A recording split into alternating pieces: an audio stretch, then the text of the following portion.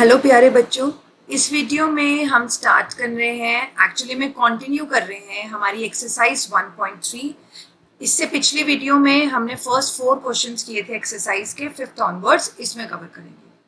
Fifth question है हमारे पास, what can the maximum number of digits be in the repeating block of digits in the decimal expansion of 1/17। 1/17 के decimal expansion में repeating blocks आ रहे हैं, यानी जो बार बार रिपीट हो रहे हैं। हमें ये बताना है कितना नंबर है और आपने इसको डिवीजन करके चेक करना है। आपकी आसानी के लिए मैंने यहाँ 17 का पूरा टेबल लिखा हुआ है, तो स्टार्ट करते हैं। थोड़ी लॉन्ग डिवीजन है तो ध्यान से करना है ताकि गलती ना हो। तो हमने 1 को रखा अंदर और 17 को रखा बाहर और स्टार्ट करते हैं। अब सबसे पहले 1 छोटा है तो आया 0, डेसिमल लगाया तो ये बन गया एक 0 मिल गई इसको 10, लेकिन 10 अभी भी 17 से छोटा है तो एक और 0 और इसको एक और 0 मिल गई। अब 17 5 हमारे पास कितना होता है 85, क्योंकि उसके बाद तो 102 हो रहा है, तो मैंने 5 पर डिवाइड किया और ये आ गया 85। सब्ट्रैक्ट करते हैं, 10 माइनस 5 5, यहाँ बचा 9, 9 यहाँ पर 10 हो गया, यहाँ बचा हमारे पास 9, 9 में से 8 गए, यहाँ बचा 1 और ये तो जा चुका है तो खत्म। तो 100 माइनस 85 हमारे पास आ गया 15। अब डेसिमल लगा हुआ है तो एक और 0 आ गई। तो 150 के क्लोज कौन है, छोटा नंबर 136, तो 17 8 हमारे पास आ गया 136। अब यहाँ 1 बोरो किया तो ये बन गया 10 माइनस 6 4, ये बन गया हमारे पास 4, 4 माइनस 3 1, तो हमारे पास बचा 14। 150 में से 136 सब्ट्रैक्ट किया, हमारे पास बचा 14। अब 14 है तो डेसिमल लगा हुआ है, एक 0 मिल गई। 140 के क्लोज फिर से 8 पर हम जा सकते हैं, 136 डिफरेंस किया आ गया 4, फिर 0 मिल गई। अब 17 2 हमारे पास होता है 34, सब्ट्रैक्ट किया 6, फिर 0 मिल गई क्योंकि डेसिमल लगा हुआ है। 60 के क्लोज कौन है, 3 51, तो 10 माइनस 1 9, डेसिमल लगा हुआ है, फिर से 0 मिल गई। फिर 5 पर जाएगा, ये आ गया हमारे पास 85। अभी तक कहीं ना रुक रहा है ना रेपिटेशन आ रही है। 5 फिर 0 लगा दिया, आ गया 50। 50 के क्लोज कौन है, 2 पर 34। अब 10 माइनस 4 6, 1 इधर गया था, 4 माइनस 3 1, 160 बन गया। 160 के क्लोज कौन है, 9 पर 153। 10 माइनस 3 7 बन गया 70। उसके क्लोज कौन है, 4 पर 68। क्या बचा 2 20, 17 1 17 बचा 3 30, फिर से 17 1 पर गया।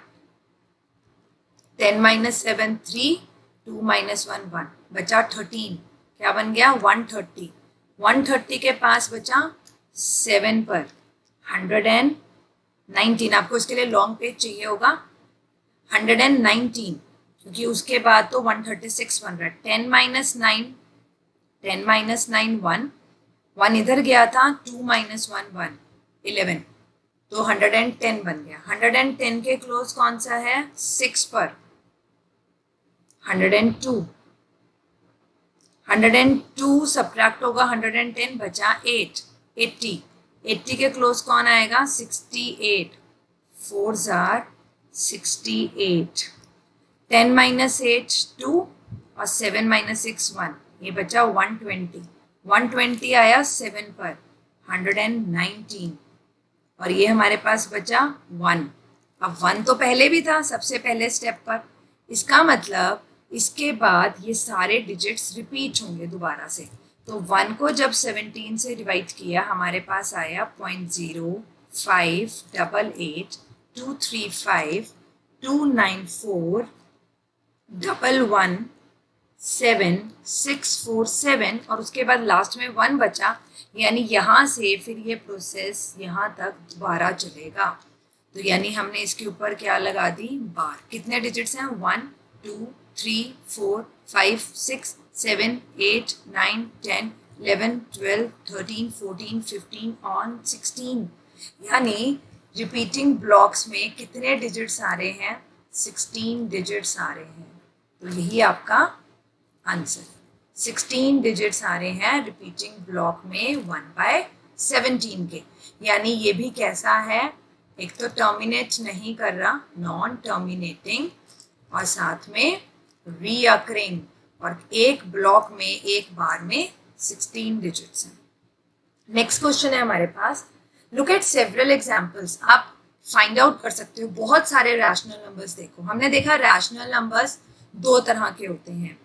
रैशनल नंबर ऐसा होता है पी और क्यू जहाँ बिल्कुल को प्राइम है, यानी उनका कोई फैक्टर ना हो, 1 के अलावा कॉमन, क्यू 0 ना हो, ये रैशनल नंबर होता है। और आपने वो रैशनल नंबर लेने हैं जो टर्मिनेटिंग है, मतलब जिनमें रीअकरिंग नहीं हो रही, या तो टर्मिनेटिंग होंगे या नॉन टर्मिनेटिंग रीअकरिंग होंगे। मैं सिर्फ टर्मिनेटिंग की बात कर रही हूँ। तो वो कह रहे हैं कि those having terminating decimal expansions या रिप्रेजेंटेशंस, सोच सकते हो आप उनके पास क्या प्रॉपर्टी होगी। तो आप कोई भी एग्जाम्पल लेके कर सकते हो। जब भी कोई रैशनल नंबर टर्मिनेटिंग आएगा, जैसे सपोज मैंने लिखा 1/2, आप जब इसको डिवाइड करोगे ये आएगा 0.5। ये ऐसा कोई भी एग्जाम्पल आप लेते हो जिसमें आपके पास जैसे आ रहा है 0.875 या कुछ भी, जो हमने इसके फर्स्ट एग्जाम्पल में, फर्स्ट क्वेश्चन में भी किए थे, जिनमें टर्मिनेशन हो रहा है यानी आगे रीअकरेंस नहीं हो रहे, तो आप सब में एक कॉमन प्रॉपर्टी देखोगे क्यू की। क्यू मतलब जो नंबर नीचे लिखा हुआ है उस क्यू में जो कॉमन फैक्टर्स होंगे, उसके प्राइम फैक्टर्स, वो क्या होंगे, या तो वो 2 के होंगे या 5 के। यानी क्यू हमेशा ऐसा नंबर होगा जब आप उसके फैक्टर्स बनाओगे तो हमेशा उनमें 2 आएगा या 5 होगा। इसके अलावा 3, 7 और कोई प्राइम नंबर नहीं आएगा। अगर कोई और आएगा तो फिर वो टर्मिनेटिंग नहीं होगा, वो रीअकरिंग वाला होगा। तो जितने भी टर्मिनेटिंग हमारे पास रैशनल नंबर्स होंगे, सभी के डिनोमिनेटर में सिर्फ जो फैक्टर्स आ रहे होंगे, यानी वो 2 की पावर्स होंगी या 5 की पावर्स। जैसे कि सपोज मैंने लिखा 2/8, तो मुझे पता है ये क्या बन जाएगा, 1/4। अब मैं 1 को 4 से डिवाइड करके देखती हूँ, पहले आएगा 0, डेसिमल लग गया, ये आ गया 4 2 8, बचा 2.25, तो हो गया टर्मिनेट, क्योंकि मैंने यहाँ पर 2 की पावर 3 ली थी। यानी हमेशा क्या होगा हमारे पास, अगर जैसे अभी हमने पिछला देखा 1/17, तो फिफ्थ क्वेश्चन में यहाँ 17 में 2 और 5 नहीं आ रहा, इसलिए वो टर्मिनेटिंग भी नहीं है। तो जब भी कोई टर्मिनेटिंग होगा तो क्यू में हमेशा 2 और 5 की पावर्स आ रही होंगी। नेक्स्ट हमारे पास सेवेंथ क्वेश्चन है, right 3 numbers whose decimal expansions are non-terminating and non-reoccurring। यानी आपने irrational numbers की decimal expansions लिखने हैं, नॉन टर्मिनेटिंग ना तो खत्म हो और ना नॉन रिअकरिंग करें। आप बहुत सारे लिख सकते हो, जैसे 0.10, 0.100, 0.100, 0.1 के बाद 4 zeros एंड सो ऑन। इसमें कोई पैटर्न नहीं फॉलो हो रहा, यानी मैं बार नहीं लगा सकती। सिमिलरली 0.02, 002, 002, 4 zeros लगा दी एंड सो ऑन, या 0.300, 300, 3 4 zeros एंड सो ऑन। तो आप कितने भी एग्जाम्पल्स लिख सकते हो नॉन टर्मिनेटिंग और नॉन रीअकरिंग। नेक्स्ट है हमारे पास, हमने 3 इरैशनल नंबर्स निकालने हैं। अब इरैशनल का मतलब है वो दो काम करें, एक तो टर्मिनेट ना करें और रीअकर भी ना करें, यानी नॉन टर्मिनेटिंग रीअकरिंग।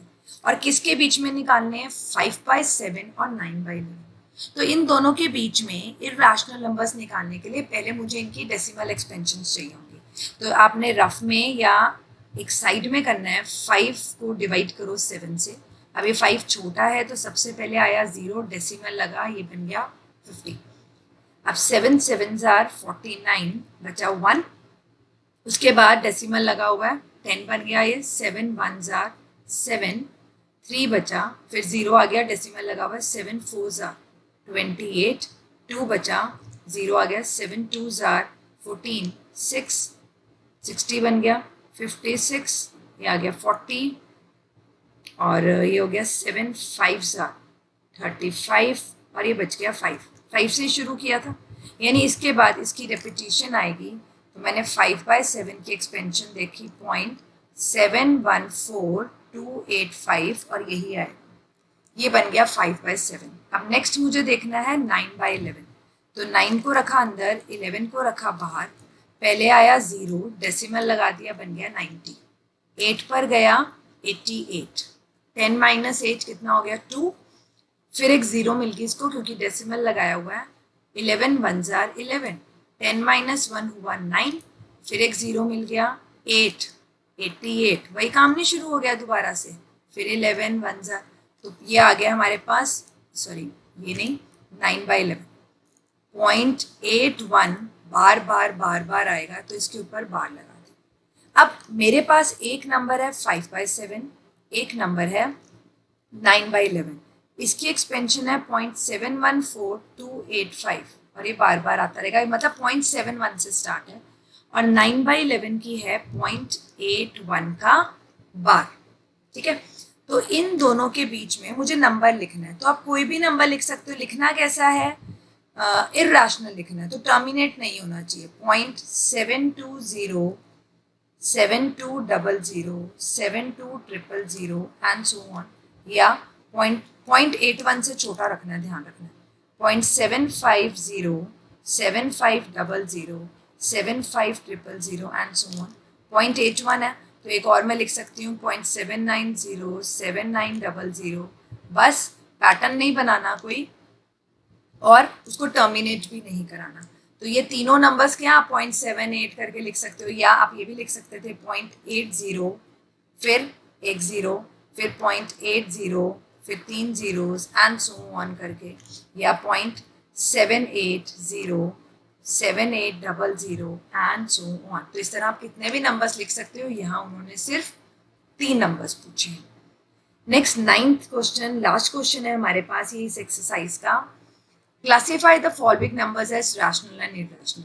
सिंपल सी बात है, अगर रैशनल होगा तो टर्मिनेटिंग होगा, या और अगर टर्मिनेटिंग नहीं है तो नॉन टर्मिनेटिंग रीअकरिंग होगा। सिंपल सी बात है। और इरैशनल नंबर हमेशा कैसा होता है, टर्मिनेटिंग तो होता ही नहीं, नॉन टर्मिनेटिंग और रीअकरिंग भी नहीं होता। तो इन्हीं दो बातों का ध्यान रखते हुए देखते हैं। √23, अब √23 क्लियरली इरैशनल नंबर है, ठीक है, देख के ही पता चल रहा है। √225, क्योंकि इसका स्क्वायर रूट हम निकाल ही नहीं सकते। √225 एक्चुअली में हम 15 को जब 15 से मल्टीप्लाई करते हैं तो ये 225 आता है। ठीक है, तो इसका मतलब इसका जो आंसर आ रहा है वो या तो +15 आ रहा है या -15 आ रहा है अंडर रूट लेने पर। अगर हम सिर्फ पॉजिटिव भी लें तो दोनों ही केसेस में ये क्या आ रहा है, हमारे पास एक रैशनल नंबर। तो पहला नंबर इसका स्क्वायर रूट नहीं होता, ये इसी में रहेगा। तो √23 एक इरैशनल नंबर है और ये एक रैशनल नंबर है। नेक्स्ट नंबर डेसिमल फॉर्म में दिया हुआ है, यहाँ दोनों डेसिमल फॉर्म में नहीं दिए हुए थे, तो ये डेसिमल फॉर्म में है लेकिन कैसा है, टर्मिनेटिंग है। टर्मिनेटिंग है तो टर्मिनेटिंग नंबर तो रैशनल होता है, तो हमारा आंसर क्या आ गया कि ये रैशनल है।